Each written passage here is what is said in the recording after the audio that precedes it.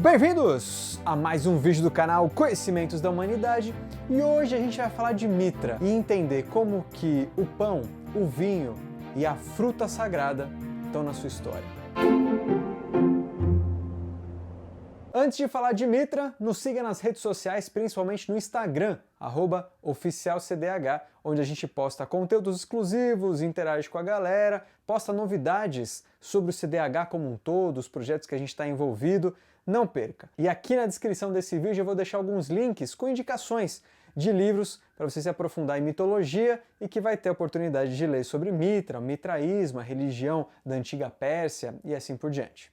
Para a gente falar de Mitra, vamos rapidamente contextualizar.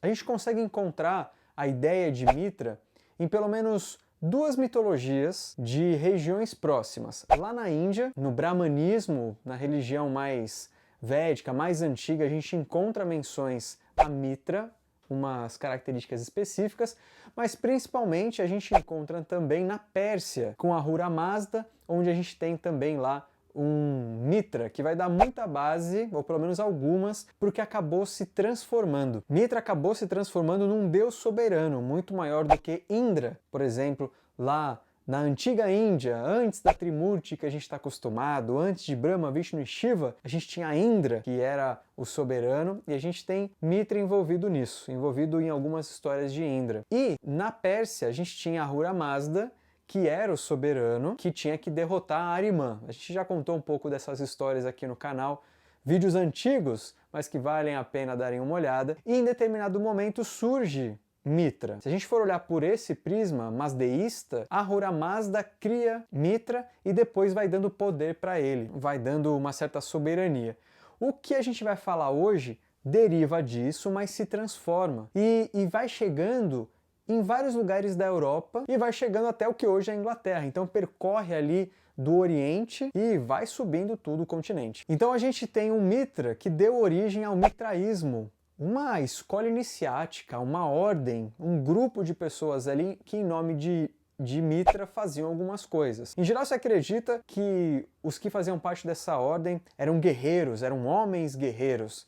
Até Bernard Cornwell, que também vou deixar aqui na descrição, na série que ele fala do rei Arthur, nas crônicas de Arthur, Arthur é membro da Ordem de Mitra. Então lá fala um pouquinho, algumas ideias. Então, pra gente entender quem foi Mitra, ou pelo menos o que a gente tem de contato, que é muito pouco, é muito escasso, mas vamos entender um pouquinho, e o mais importante, ou pelo menos o mais curioso, é por que que alguns estudiosos, por que algumas pessoas fazem uma relação de Mitra com Jesus, que foi até a brincadeira que eu fiz na introdução. Nessa mitologia que foi desenvolvida depois, Mitra nasce próximo a um rio sagrado, debaixo de uma árvore sagrada, através de uma rocha. Então ele nasce de uma rocha, e ele nasce com um capuzinho, uma touca maneira, peladão, o resto, com uma faca e com uma tocha. E aqui a gente já tem uma característica, porque uma tocha? Exatamente para trazer a ideia da luz. Ele é muito ligado à luz e ao sol.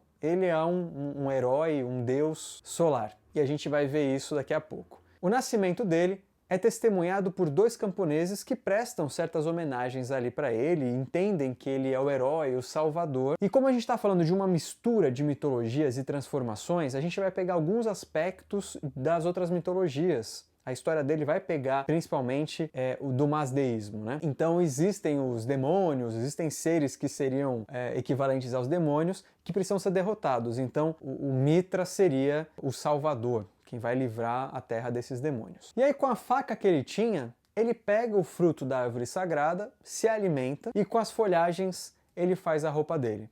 E veja que aqui não há pecado.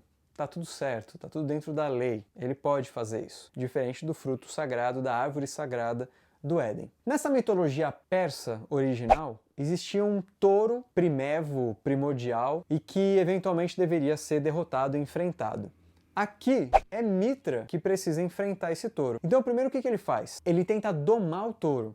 Então ele segura no chifre, sobe no touro, o touro começa a pular, tentar tirar ele, até que Mitra cai. Só que ele não tira a mão do chifre do touro, que continua tentando se livrar de Mitra, continua, até que em determinado momento o touro desmaia. Pronto, chegou a hora de Mitra fazer o que precisa ser feito. Ele pegou o touro pelas pernas, virou do avesso e colocou o touro nas suas costas. E através de uma via tortuosa e cheia de desafios, ele vai levando o touro e vai se encaminhando para uma caverna. E alguns aqui associam o Mitra levando o touro com Jesus levando a cruz, a Via Crucis, onde Jesus foi maltratado ali pelo caminho, né? E aqui Mitra também foi maltratado, só que pela própria jornada, e finalmente chega em sua caverna sagrada, em sua morada. Lá chegando, um corvo, mensageiro do sol, chegou até Mitra e deu o recado. Era a hora. Então Mitra, alguns dizem que a contragosto, segura o animal, o touro, pelas narinas e com a sua faca enfia no flanco, na sua lateral, matando o touro. E aqui vem o milagre. O seu corpo acaba gerando plantas e ervas úteis à humanidade. De sua coluna vertebral ou de sua medula sai o trigo para fazer o pão e do seu sangue sai o vinho. Ambos usados nas iniciações, nos rituais a Mitra. Mas não acabou. De seu sêmen purificado pela lua são gerados todos os animais de trabalho, todos os animais que acabam de alguma maneira servindo à humanidade. Junto com Mitra tem outros dois personagens, Caltis e Cautópates. Eles seguram tochas acesas, Caltis para cima e Cautópates para baixo. E aqui a gente tem uma associação com a jornada solar. Mitra é o sol soberano, é o sol invicto, é o sol maduro, é o herói solar, é o sol em sua melhor forma. É o meio-dia. Enquanto os tocheiros, um é o sol nascente, que ainda está iniciando o processo, e outro é o sol poente, que já está finalizando o processo. Outros ainda associam os dois tocheiros com épocas do ano, com certas estações, mas aqui a gente pode fazer associação com a jornada solar, já que o herói solar aqui é muito forte. E exatamente para fazer essa comunhão com o sol, com todo o poderoso sol, Mitra se banqueteia da carne do touro com o sol. Ambos ali são servidos por ajudantes que usam máscaras. Inclusive essa ideia das máscaras e do servir com máscaras também está presente nos cultos a Mitra, no mitraísmo, nessa ordem. Pouco se sabe sobre essas ordens, o que era de fato ensinado, se é que era ensinado alguma coisa, ou se era mais uma fraternidade com vínculo mais de batalha, ou então de aproximação ao sol. O que se sabe é que existiam graus, se tem o nome desses graus, que muito provavelmente o sangue era um elemento importante das iniciações, e existiam vários tipos de teatralidade ou de drama nas iniciações, como fingir a morte de alguém em batalha, uma pessoa matando a outra na batalha. Mas muito pouco se sabe a fundo sobre o mitraísmo. Mas além disso, a gente pode ver as associações que eu falei com Jesus. Né? O pão e o vinho tá ali, a árvore sagrada e o fruto tá ali, os pastores que acabam testemunhando ali o nascimento, né? A caverna misteriosa onde ele tem a sua morada. Então, de alguma maneira, há uma associação nesse sentido, mas que não é tão consistente, né? Os ensinamentos que a gente consegue ver no Novo Testamento e o que sobrou para a gente estudar de Mitra acaba não sendo muito... não acaba tendo tanta similaridade assim. Mas a gente pode tentar interpretar ao nosso modo, aqui ao modo Conhecimentos da Humanidade.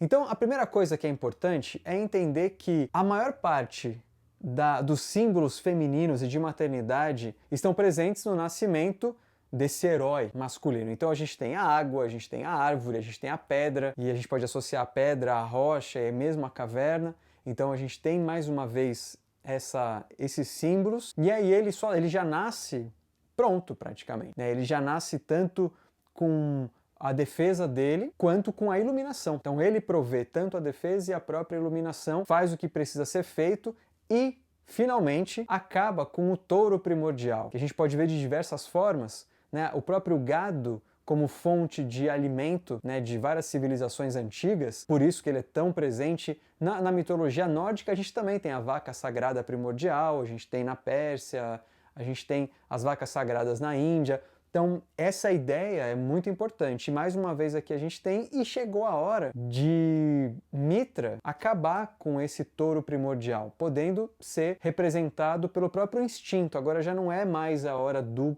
touro, é a hora da humanidade. E mais uma vez a gente fala sobre o processo do instinto versus a humanização, a consciência, né, a compreensão de si e do todo. E aí não sem sofrimento, porque ele precisa não só domar a tentativa de domar o touro, que não teve sucesso, ele não conseguiu domesticar o touro primordial, Então ele leva o touro para sua casa, para sua morada, para dentro da caverna, para o sagrado, para aquilo que é ancestral e ao mesmo tempo absolutamente feminino, né? A caverna como oculto, como útero. E aí lá ele faz o sacrifício, que é como se ele estivesse acabando com com o próprio instinto, com o próprio touro interno, para dar origem para outra coisa, para finalmente ter a comunhão com o sol e se aproximar de sua essência.